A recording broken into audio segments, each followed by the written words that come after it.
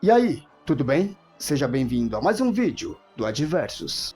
Existem espalhados pelo mundo diversos casos que foram considerados reais, casos ligados com o mundo sobrenatural. Inclusive aqui no Brasil existem os seus casos misteriosos.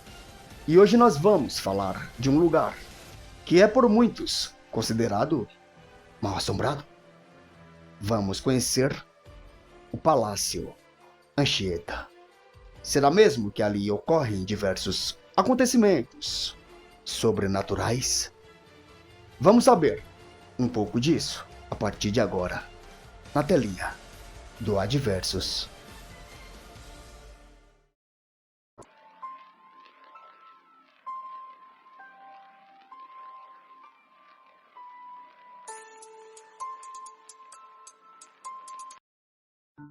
Sons de correntes batendo, barulhos de portas se abrindo sozinhas e algumas aparições de fantasmas.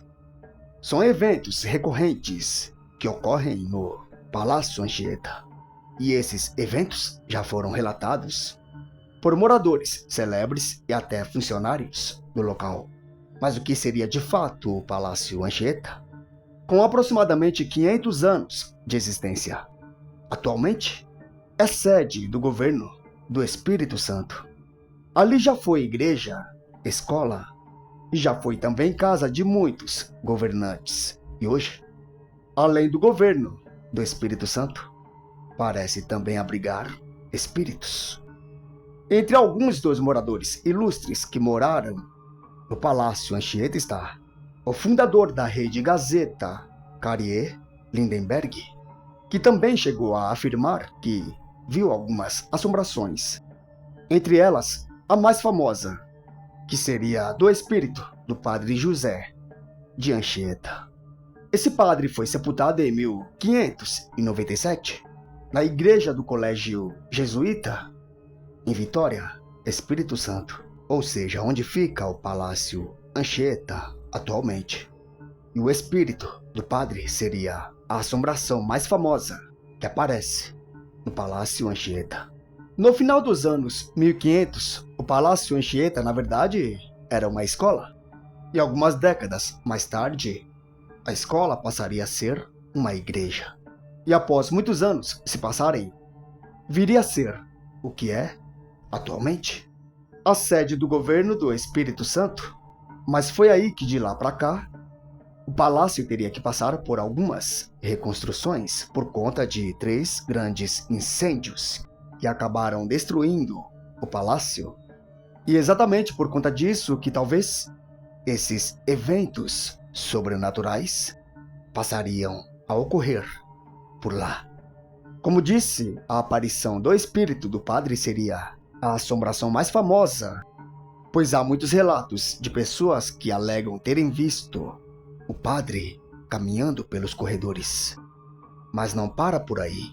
Moradores e funcionários também alegaram escutarem portas se batendo e se abrindo sozinhas, assim como passos de pessoas que não estavam presentes, pelo menos em matéria.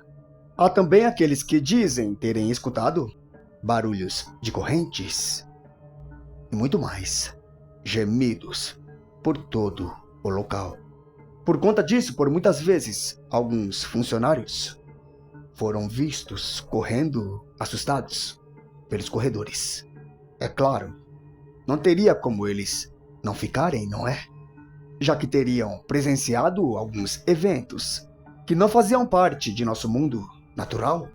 Há também algumas histórias que dizem que o Palácio Anchieta esconderia algumas coisas, como por exemplo, túneis subterrâneos para esconder ouro, ou que esses túneis são usados para fuga de jesuítas. Mas até o momento nada foi confirmado com relação a isso, diferentemente das coisas que andam assombrando aquele local. Inclusive as pessoas que iriam morar ou trabalhar no Palácio Anchieta já eram avisadas de que iriam enfrentar esses eventos de outro mundo. gente foi morar no palácio, principalmente os filhos de Jerônimo Monteiro, que a gente conhecia, apesar de serem bem mais velhos que a gente, falavam que a gente ia enfrentar fantasma, que os fantasmas iam pegar a gente à noite. E a primeira noite que nós dormimos no palácio, as janelas batiam, as cadeiras de balanço andavam sozinhas, mexiam sozinhas. A gente ficou em pânico. Na época eu fui dormir aqui, uma andação nessa escada, sobe para lá, sobe para cá, sobe para lá, sobe para cá. O sino da igreja batia, tudo tocava, entendeu? A fechadura da porta fazia isso, entendeu? Mexia. Nossa, eu fiquei doida. Já tive uma funcionária aqui que morria de medo. Começava a escurecer, se quisesse brigar com ela, era mandar lá dentro, passar pelo corredor. Que ela dizia que via o padre andando no corredor, que tinha barulho não sei onde. Eu e meu irmão morávamos num quarto que tinha duas portas. Uma dava para frente do banheiro e a outra era para o meio do quarto. Uma porta que dava para frente do banheiro, a gente trancava ela por dentro e ela amanhecia aberta. Isso era uma coisa sinistra que acontecia. As paredes da porta do banheiro faziam tá.